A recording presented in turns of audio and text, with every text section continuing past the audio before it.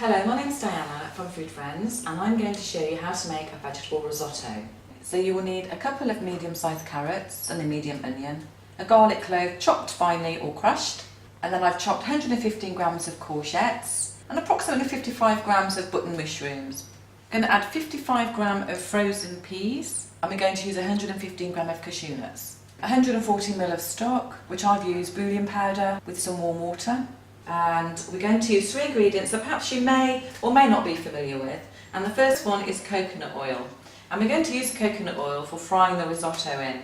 It really is a beautiful oil to cook with. It's antibacterial, antifungal and antiviral, so it has amazing nutritional properties, as well as remaining stable at high temperature. So this really is the best fat to cook with. Next of our unusual ingredients is coconut milk. And we need 140 millilitres for this recipe. Now, coconut milk has all the same properties as coconut oil. It's antibacterial, antiviral, antifungal and contains loads and loads and loads of great vitamins and minerals. Now, it does separate in the tin, so you've got the cream on the top and the fluid underneath, but just give it a mix, and when you get it in the pan at a nice temperature, then it becomes really, really thick and creamy. And our last ingredient is short grain brown rice, which has already been cooked, and we need about 400 grams of cooked brown rice for this recipe. Now, short grain brown rice, it takes a long time to cook and some people can be really put off by it, but you really do need to get rid of the white stuff because it has no nutritional value whatsoever.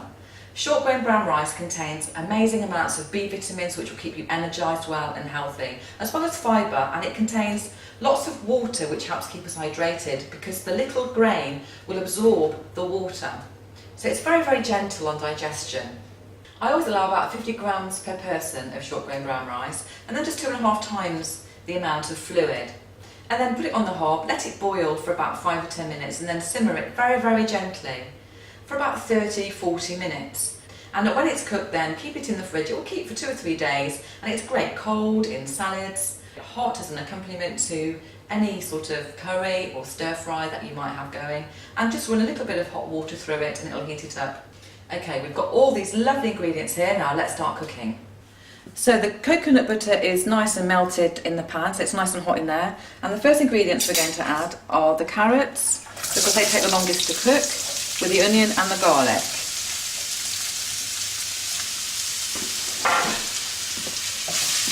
So I'm just going to give them a little stir.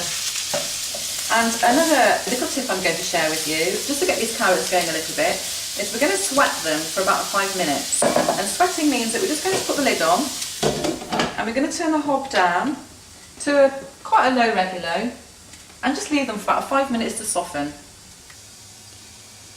Okay, so let's see how the carrots are doing. And just to test to see whether they're soft enough, I'm just going to put a fork through. Yeah, they feel absolutely fine.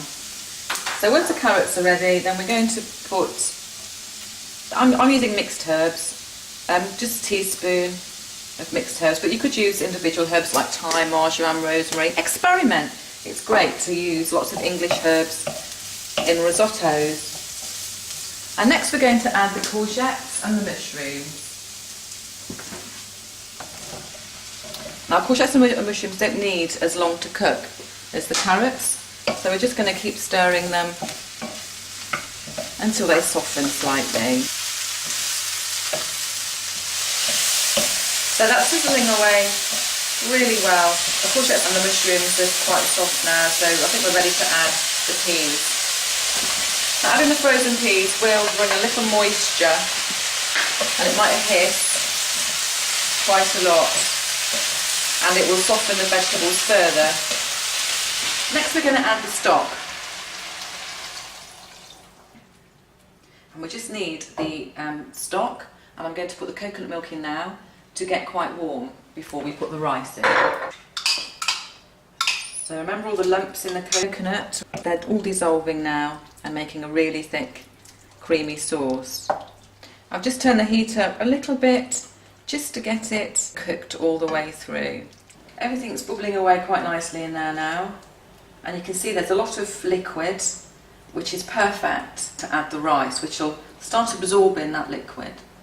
Now just let the rice soak up all of that moisture in the pan, and if it becomes too dry you can always add a little bit more coconut milk or a little bit more stock, or just water, just to get it to the consistency that you like it, and make sure everything is really piping hot.